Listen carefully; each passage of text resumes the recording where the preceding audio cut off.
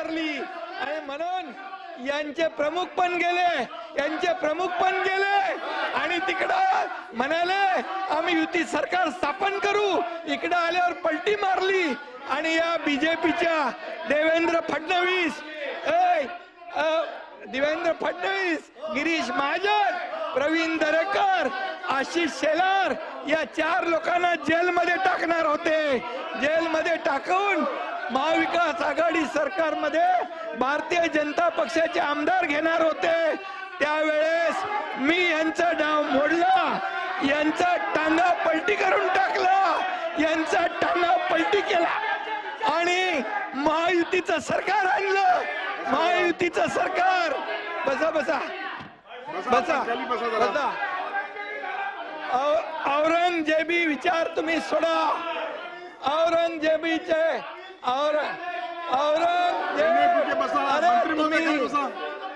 अरे तुम्हाला नोटीस आली, तुम्हाला नोटीस आल्यानंतर तुम्ही गेले. हे एक मिनिट तुम्ही बसा खाली. बसा ना जरा. आपण का उभे आहेत? आपण का उभे आहेत? बसा ना जरा. आपण हेमंत पाटील जरा खाली बसा. गिरीश महाजन आपण खाली बसा. खाली बसा. हेमंत पाटील खाली बसा. अरे आपण बसा जरा. सगळे खाली बसला. ऐकतात. उपमुख्यमंत्री सरकारची भूमिका 289च्या अनुषंगाने आपल्याला देत आहेत.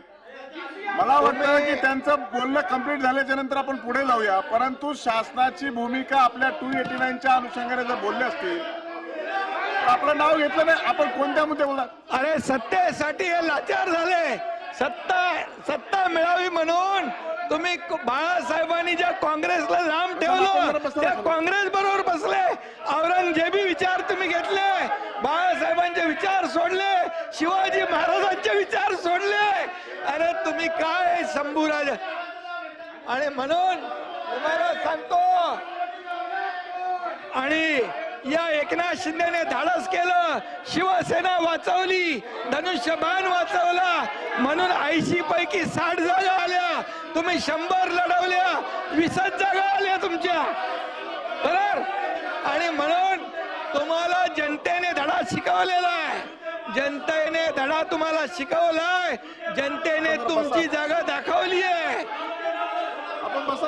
विरोधी पक्षाने आपण जरा बसा. जनतेने तुमची जागा दाखवली आहे आणि तुमच्यात हिंमत असेल तर सांगा. आपण असं करणार, टॉर्चर करणार, त्यावेळेस आपण भाषणामध्ये व्यत्यय येत असताना दोन्ही बाजूच्या सदस्यांनी असं उभं राहणं योग्य नाहीये. लोकसभेच्या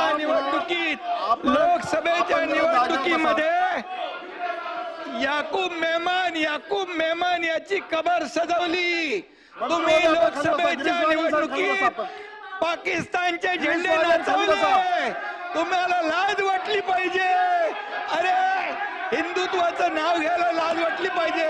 आणि म्हणून या एकनाथ शिंदेने धाडस केलं, हिंदुत्वाचं सरकार आणलं. हिंदुत्वाचं सरकार, बाळासाहेबांच्या विचारांचं सरकार आणलं. 2.5 वर्ष आम्ही महायुतीचा कारभार केला. 2.5 वर्ष महायुतीचं सरकारने काम केलं म्हणून तुमचं विरोधी पक्ष नेता पण गेलं. अरे तुमचं काही गेलं. आणि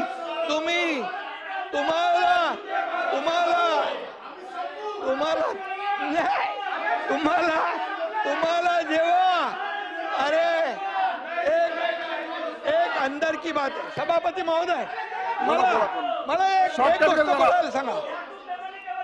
सभापती महोदय, यांचे प्रमुख पण मोदी साहेबांना जाऊन भेटले. मला माफ करा. मोदी साहेबांना भेटले, मला म्हणाले आम्ही पुन्हा येतो. इकडे येऊन पलटी मारली. तुम्ही पण गेले होते. तुम्हाला जेव्हा नोटीस आली तेव्हा तुम्ही गेले होते आणि तुम्ही म्हणाले मला याच्यातून सोडवा. नंतर सुटल्यावर तुम्ही पलटी मारली. ही मला गोष्ट माहित आहे.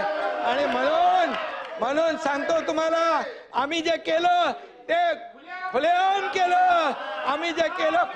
केलं. आम्ही लपून छपून गेलो नाही. जे केलं, जेव्हा शिवसेना धोक्यात आली, धनुष्यबाण धोक्यात आला, बाळासाहेबांचे विचार धोक्यात आले, हिंदुत्व धोक्यात आलं, तुम्ही औरंगजेबी विचार स्वीकारले, त्यावेळेस आम्ही सरकार पलटी केलं, तुमचा टांगा पलटी करून टाकला, तुमचा टांगा पलटी केला. अरे शेर का, अरे त्याला वाघाचं हे करायला वाघाचं काळीज लागतं, वाघाचं काळीज लागतं.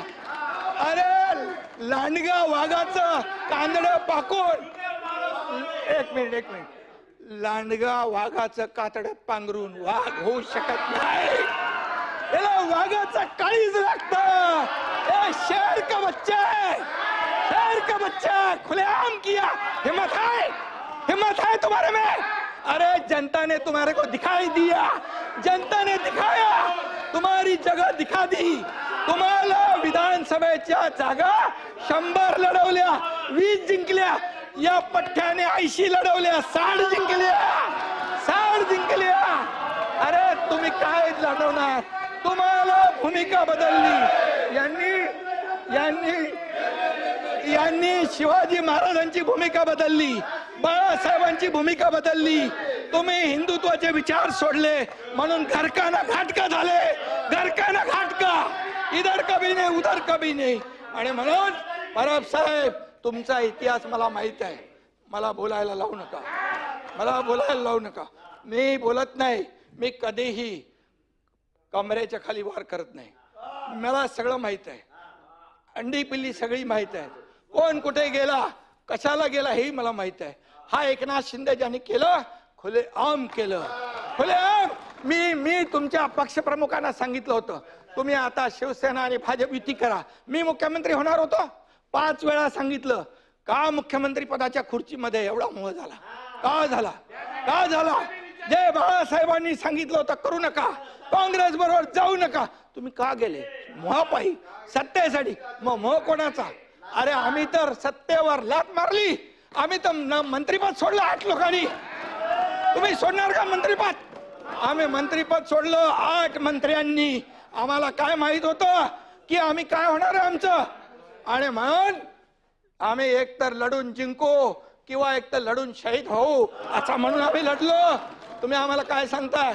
आणि म्हणून परब साहेब, तुमचा माझा काय वाद नाहीये, पण तुम्ही एकच आहे, जे बोलाल की तुम्ही नोटीसला जाऊ घाबरून पळाले, हे पळाले, ते पळाले, आतलं मला सगळं माहित आहे. कुणाची नोटीस थांबवायला काय काय केलं सगळं मला माहित आहे. त्याच्यावर तुम्ही जाऊ नका. तुम्ही फक्त बघा,